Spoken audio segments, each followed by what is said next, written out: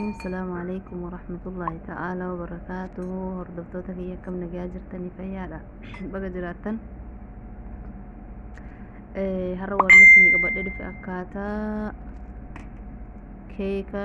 شوكولاتة تدلجن كيكي تجرو جاهزة كواهم تقف كيسا أبو سني واني قبل فنو كل هباسة دي يمكن هنقولال يمكن بيض هباسة دي زيت برشقو شاهي تنتوكا bishaan afurii takkaaf dhoytan jechuudha harba'an ergasanii bishaan itti dabaltanii ergasanii keeka daakuusaa kanatti dabalatanii akka mana bakka meeshaa san jalaan balleessanii bootaatti godhaa jirtan kana suutaan walgeessanii booda ka harba'aatti bantan siniyaan kana fakkaata zayitaa fi daakuutti rafee jiru akka hin qabanne amma furnoo keessa neqnaa daqiiqaa 30 furnoo kee tursiisna haga sanitti waan irratti neqnu hojjetana jechuudha khalxaa biraa dura irratti waan nu barbaachisu khalxaa kana dalaguu fi kireemeel nashaa malaagaa nyaataa hin yookiin fal'aana nyaataa hin lama sukkaara koob shaayii hin takka biccoo shaayii takka fetteen zubdaa nus gimaash فانيليا حليب سعودي يوكين حليب المراعي كوبا لما نبرباچسا نشاط دبلة ارجسي حليب كوبا لما تدبل يو هدو دلقدن كوبا سدي أنا قروان وسط دلقي جدو بلي سوان دلقي في حليب كوبا لما تدبله ارجسي كريمي ليفي فانيليا تدبلتني هدو هرختن يعني ولين هن لاقطن جتشو دقيقة كل أنا أكنا في بدرة يفهمها بدرة ترسيستني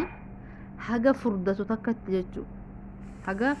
فردة جرى والقبتو زورو تلفهنتاو بدي بقى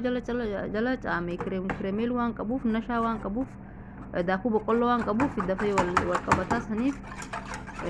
بدي مرة ترسيستن دقيقة كل أنيف yeroo furdachuu jalqabeen booda irratti zubdaa gimmaaysan itti dabaltan zubdaan akkan namatti tola keeka kana keessatti zayita irra zubdaan bareedaa akkanatti dabaltanii daqiiqaa 10 harraftanii amma keekni keenyallee bishaateera furnoo keessaa baasuu qofaan nu afeere jechuu irraa jalaan hedduu jala bobeesse ani raafi jalaan bobeesse bakkatti osoo hin tahin dura jala bobeesse boodarra bobeesse warri furnoo ka harabaate immoo bakkuma takkatti bobeessaa jechuu keekni amma kana fakkaata dhugaa dubbachuuf akkaan namatti tola harkaa yeroo akkanatti tuqxanii akka sifin jaasan jechuu ka'anna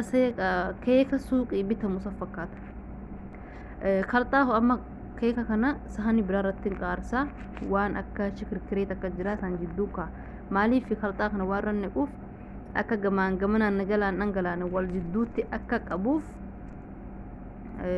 akka jidduu harra guddaan keessanii beetan sahanii kana mana arabaatti amma jidduu kaaheen jira kalxaasan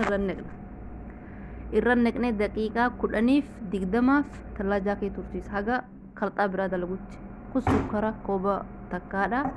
birciqoo takkaa jechuu fedhe sukkara kana bidarratti aqallaqnaa ergasii zubdaa rubu'ii tadabal gimaash osoo hin tahin rubu'ii sukkara kanatti daballa zubdaa kuma gartan rubu'ii atuni eegasanii gishxaa maraa'ii namoonni beeka daballe ni harrafna daqiiqaa 4-5 takka jechuudha tokkoffaa zubdaan kuni bifa isaa namaa toshaa gishxaan kunillee akkasuma sukkara bichaa yoo ta'e inni jabaata namoonni beeka laazim kana barbaachisa yoommoo zubdaan qabaanne haliibitti gootan akkanatti waliin dhoysanii daqiiqaa 4-5 takkaaf dafuu haga bifisaa kun bifa bareedaa zoorutti jechuu ergasii keeka san tallaajaa keessaa baasne irratti neqnee tallaajuma keessatti deebisna daqiiqaa yoo xiqqaate sa'aa takkaa tallaajaa keessaa qofa ani waasan ajaa'ibu anaa tallaajaa neqee daqiiqaa 4 hin tahuu mucaan arabaa dhufee nan kutadha jedhee na jalaa balleesse bakka sanaan amma viidiyoo san irraa hin mure jechuu bakka sirriitti waan bareechee kutee hagan ani isaa kennu eeguu dadhabee ofii dhufee kutatee soo keekni sirriitti waliin qabatin jala balleesse boodarratti walumaa galatti kana fakkaata kutuu achi wanni takka hafe hin jiru amma haga viidiyoo biraa wala garutti nagaa jiraadha like share subscribe comment naa godhuu hin dagatinaa viidiyoon kun